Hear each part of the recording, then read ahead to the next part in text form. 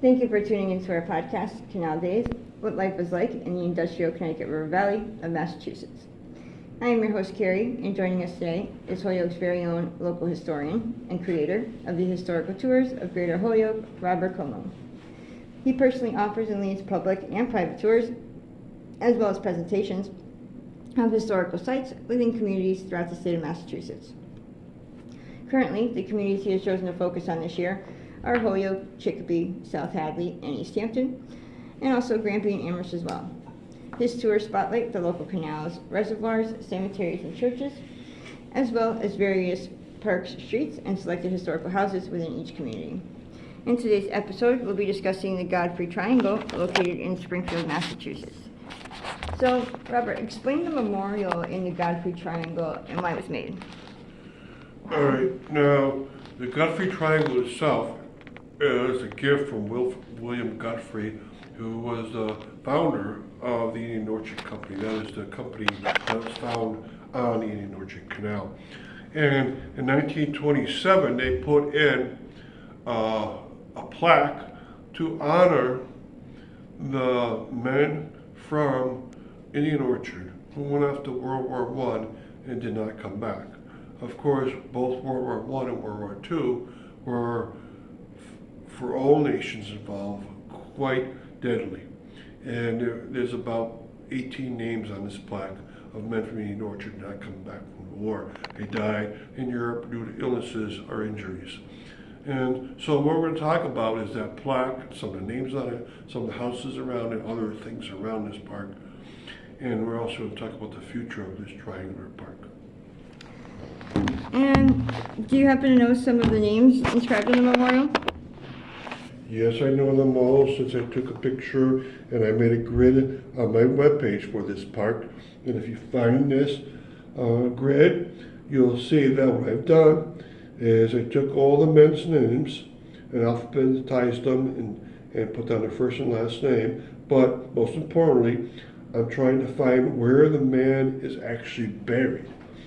So I will have a list of all these men's burial locations, and hopefully, maybe in the year 2027, with the 100th anniversary of this plaque, I could have a tour around this triangle, explain the triangle's history, and tell you about some of the men that are engraved on here.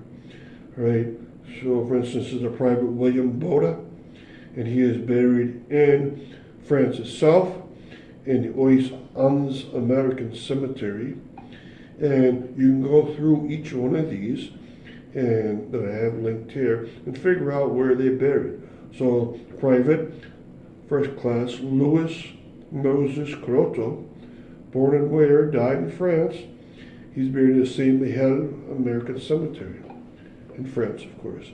And so I've done this over and over again. I think there's 18 names, and I think I figured out about a dozen of them so far, so I have about 6 left. And this would be great. Now, if you look at the names, a lot of the names are either people with Quebec ancestry, or they're people with English or Irish ancestry. Some of them are buried in Springfield, so a couple of them are buried in nearby cemeteries, including in Indian Orchard South, like St. Aloysius.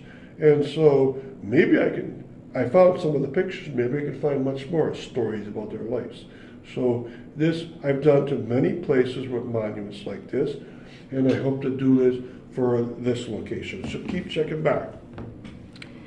And really quick, before we continue with the rest of our interview, just to fill our listeners in, for more information or to sign up for any various tours, you can check out his website at holyokecanaltour.org. And there you can find videos and podcasts of the stops along each of his tours, as well as photos and text of the historical sites throughout as well. And for private tours and other inquiries, you can email him directly at bobcat4214, And his tours make for fun, educational, outdoor activities for families and group parties. So getting back to our interview, what types of houses are around the triangle? Well, as you can guess, these are far away from the worker homes that are in Indian Orchard. Remember, this is a workers' village. That's what it started at, it still is. But along this area, there are nice homes. This is Berkshire Street and Berkshire Avenue. Yes, two different names, both start with Berkshire. And around here, you're going to find some nice Victorian homes, some of them quite large. Right near the triangle's back, there's a couple of now stucco-based homes. One almost looked like a Victorian bungalow look, and the other one looks like has 4 columns and a stucco look too. Right, and then there's some typical Victorian homes. A lot of them are not with boxed-in porches either on the first or second floor, so they kept their original look. I'm surprised by how large these homes are. So this was kind of the middle class towards upper class of this area around Indian Orchard. Around this area is also a school, and there's also a park, and that park happens to have a very large lake in the back of it, and so I'm going to have a video podcast just for that. So check out those. So this is a very active place with a lot to do around the area, a lot to see. St. Aloysius Cemetery is very close, maybe a third of a mile away. So it's quite a bit to do in this area. And recently, what has changed about the triangle? Well, this triangle, Godfrey Triangle, got a Community Preservation Act grant successfully about, I think it was 2 years ago.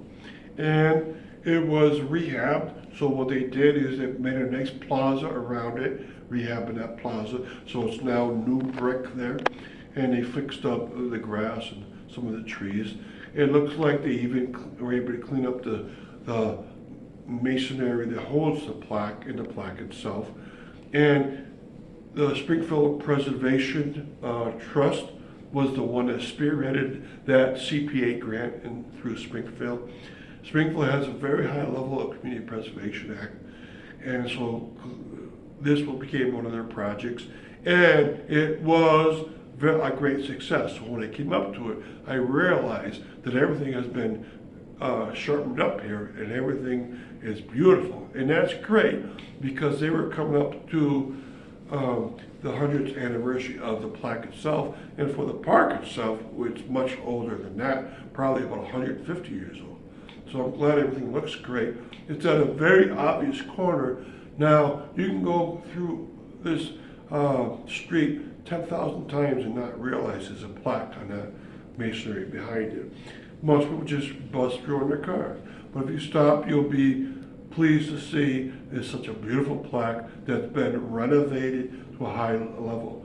So I'm happy to say that thanks to the Springfield Preservation Trust, this was done. And hopefully it'll keep up on it in the future. Maybe they make even more improvements around this area.